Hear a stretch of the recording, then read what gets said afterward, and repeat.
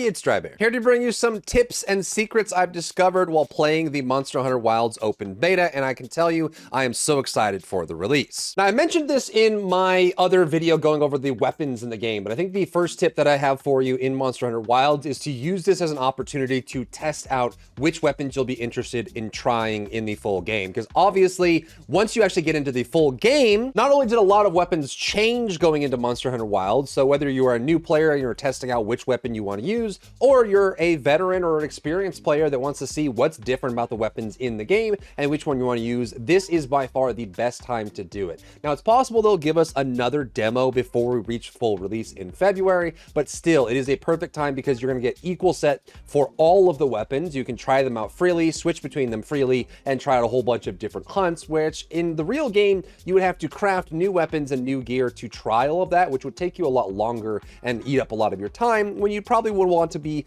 going up higher and higher rank and clearing out more monsters, clearing out the campaign, and unlocking more of the game to explore rather than messing around with the weapon you want to use. Additionally, in Monster Hunter Wilds, you can control two weapons at once. You'll have a primary weapon and a secondary weapon. So when you're on your sacred, you can swap between them by using the D-pad, which will allow you to switch to the secondary weapon while out on a hunt or while out in combat. You just get on your mount, swap weapons, get off. So if you wanted to switch to a specific style or you wanted to develop your own dual weapon style, this is the time to do it. Now, when you first make your character, you'll gain access to the first start of the first quest, which is going to allow you to test out weapons against a barrel. And you'll also be able to talk to your handler to get any weapon in the game freely and swap between them as much as you want. And this is a great opportunity to do so you can try it on a dummy target and play around with what's different about the weapons you like, or maybe try new weapons before things start moving forward, which is this area right here. And so if you actually progressed past this, I thought you were going to be stuck, but you could actually go to the main menu and delete your character and make a new one if you wanted to, and come to this spot right here. This has you hitting basically, I mean, it's a pretty small target, but it does allow you to test out whatever weapon you want, testing out whatever damage combos you want and movement as you want. And then you just can go over to the handler over here, talk to her. You can get tips on what weapons are good. You can also have her recommend one, and you can even just look through the list and pick whatever you want, whenever you want, however you want. And you can just mess around, you know, do some damage with it, see what's going on, and play around with it. So use this to its fullest while it's here. We don't have true dummies or even like the test areas, but this is going to be a great spot for you to be able to try out different weapons in different ways while you're trying to figure out what it is you're going to play. And if you're on the main menu here, I just deleted my character. You can do it anytime you want. Go to the main menu and go to the sub menu, and it will allow you to delete save data, start a new save, and then go to the test area to try it out. The next tip is something that's a little bit different if you're used to Monster Hunter, at least in the newer generation of games, and that is that there is a strength level for each of the monsters. They will range for a specific monster types. You'll notice that these regular Doshagamas are going to be a strength level of this pink star of 1, and the alpha is 3-star. And you actually find this differing between individuals as well. So the Balahara here is 2 strength, but this Balahara is 3 strength. So you'll see 3 stars on one, 2 stars on the other. It makes a pretty big difference in the amount of HP they have, how threatening they are, and how strong they are. So when you get into a list of several different ones, whether you're trying to fight something that is harder than the ones you're looking for more of a challenge, or maybe you want one that's less of a challenge, this strength system is in the game and does work. Now, the highest level monster that you can hunt right now in the beta is going to be Raida. And before you actually take the target down, you can't start an investigation for this specifically. So if you're looking to do farming on Raida to try out different weapons and try out more difficult hunts, you'll have to kill Raida once in order to unlock the investigation to play against Raida over and over and over again. So my advice for this is to run the Doshagama Alpha Doshagama quest. It has a very high chance of causing the sand tide, which is the weather event inside of the plains here. When that weather event occurs, Raida will spawn on some area of the map. You'll just have to ignore the Doshagama and go fight Raida instead, slay the Raida, and then you'll unlock the investigation. But if you don't want to do that, or you feel like it's going to be a little bit too tough for you, you can always join a public investigation investigation where they're already hunting right now. So since I just deleted my character to show you the intro for the tutorial, if you wanted to retry the training dummy, you can go in here on this save. I haven't killed Raida yet, so we have lobby member requests. You go to lobby member requests, you notice that there are people still hunting Raida, and you can even see the strength of that Raida that they're hunting as well. So you can join in on these if they're public. There's tons of these going all weekend long, and this will allow you to get your single slay on Raida. Just note that you're going to be kind of subject to the amount of feints that they have. So if the host or someone in there dies too many times, it'll reset. But it is a very easy way to jump in there and get a Raida kill so that you can actually start the investigation yourself. The next tip I have is to make sure you look at your loadouts. There's actually a lot of items that they gave us. So if you jump into your tent, you can actually go to your loadouts and check things out. There's still these tutorials popping up. So you can actually go to your transfer here and get items locked in as well. And down here, you see they gave us 1,500 of the mega potions and the regular potions. You can pick up pitfall traps and shock traps. However, unfortunately, they don't give us the materials we need to make trank bombs. So you won't actually be able to capture any monsters, but you will have shock traps and pitfall traps, as well as trap tools to make more if you need them. Flash pods, dung pods, large dung pods, luring pods, ammo for the weapons if you're using a bow gun or a bow. And you also have barrels, large barrel bombs. And you also have, of course, null berries and antidotes, though null berries are going to be most important for you because you will get water blight from the Balaharas and thunder blight from the Raida. Though generally, even if you're playing solo and you have your Palico up, they will usually cleanse you from it unless you're getting hit all the time.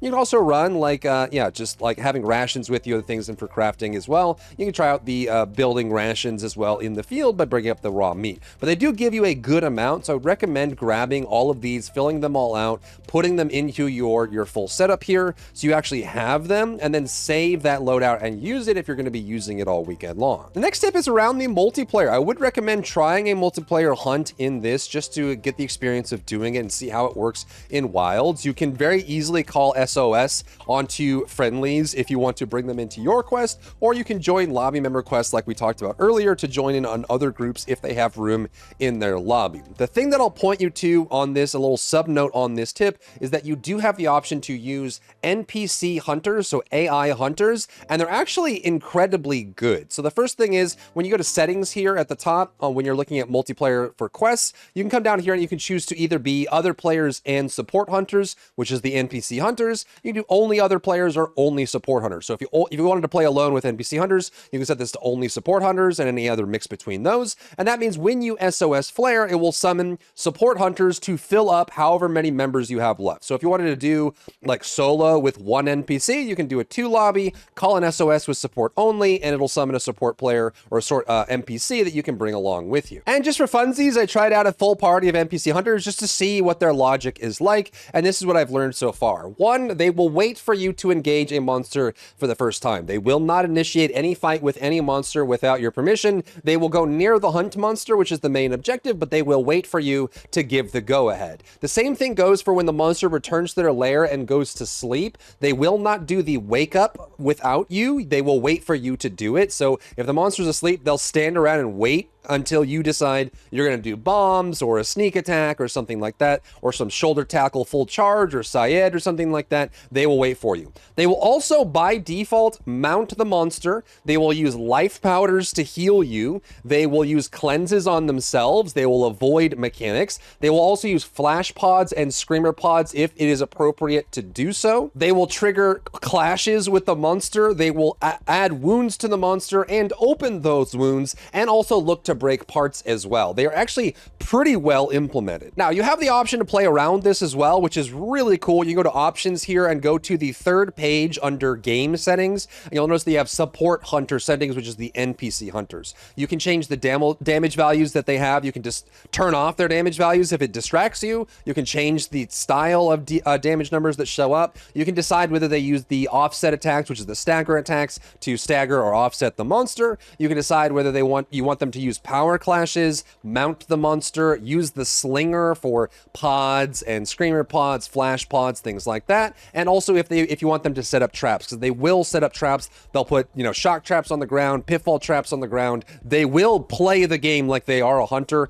trying to hunt the monster, and you can control how many of them are in your party and what they're actually doing. And honestly, It's a great system if you're someone that doesn't like to hunt solo, or you're just getting into Monster Hunter. I think this is an actual true like easy mode or like beginner mode for the game. You don't have to worry about other players. You don't have to worry about, you know, social aspects if you don't want to. You can jump in, control the NPC hunters that help you. They'll pull aggro off the monster for you like your Palico would, and they'll also show you what it's like to be in multiplayer because they'll use a lot of the mechanics in the game to be as successful at the hunt. The next tip I have for you is to take full advantage of the character and Palico creation. So they actually, in the beta right now, you have the ability to edit your character and your Palico infinitely. Usually in Monster Hunter games, once you make your character, you have to buy a character appearance change ticket, which is usually anywhere from $2 to $4 USD, but you have infinite changes during the beta. You can change this as much as you want. You can change this to whatever character you want, whatever look you want. You can mess around with it.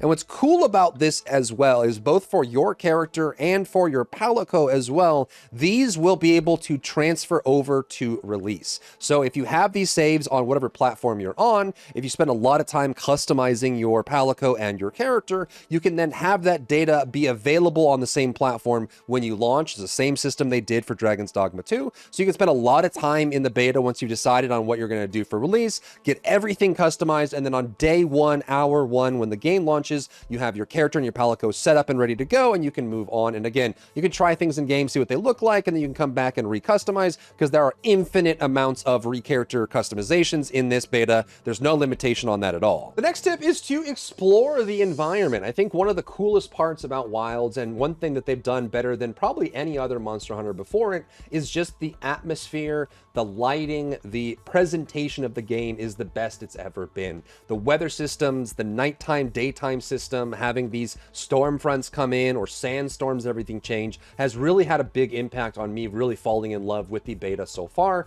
I think everything just really comes to life with this. Inside of the one zone that we have access to, you will find a bunch of endemic life, dark hornets, secret nighttime mice, all these little flies and stuff you can go around with, little birds and meerkats and windrunners that run around. You can fish, you can explore the world. There's even an underwater cave area where you can actually just swim around and you can find new things inside of there. There's some very cool visuals and some exciting things inside of this. There's higher elevation areas, so you can actually go through the different layers of the map that we're on and explore that. Not only is it going to be cool now, so you can explore it and see it, but I think it's going to be useful later too, because again, in Monster Hunter games, the more you know the environment, know where you can run, where the shortcuts are, and you know your area around you and how you can use it to your advantage. You can even look to see where all of the deployables and environmental effects are, knocking down crystals on monsters, rocks, the pits in the sand area, being able to, you know, meet them at the oasis where a lot of monsters meet. You can even know where the monsters that hang out are, and when they go, you might be able to trigger a clash between them, so they fight each other, so you have a good chance to attack them. There's a bunch to explore, a lot of endemic life you can capture and look at using the capture net, and I would encourage you to do so in the beta, especially once you've done everything else. If you found value in today's video, leave a like down below, leave a comment for the algorithm to help this video get seen by more people, and don't forget to check out my other channels for other content and other stuff and other things.